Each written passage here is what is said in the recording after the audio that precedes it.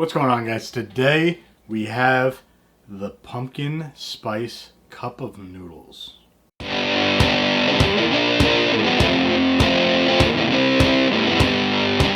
Alright guys, has pumpkin spice gone too far? Ramen, cup of noodles, ramen noodles in sauce with other natural flavors. Not excited about trying this at all. Yeah. So, pumpkin spice flavored. I mean, listen, let's now we have some nice, hot cup of noodles. Already prepared with the power of movie magic. Trying to show you guys this. Yeah. So the liquid is brown. The noodles have like these like orange strips in it. The whole top of it was layered in like powder, pumpkin powder. It smells like sweet pumpkin. So you can see the orange powder that didn't really fully dissolve in there. It's kind of like stained the noodles or something. But no vegetables in this one. You know, the normal cup of noodles has the veggies in it because, you know, veggies in cup of noodles is so healthy.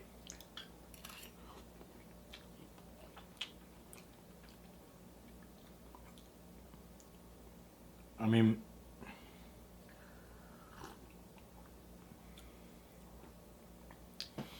broth is not amazing.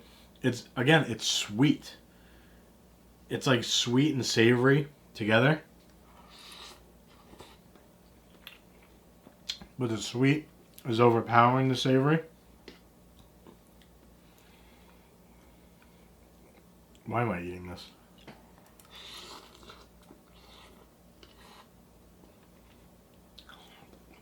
Aside from the fact that this is the most unhealthy thing you can put in your body,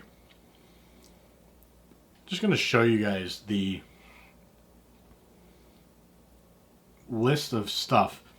The first like 3/4 of the thing is not even stuff that like you know or can pronounce.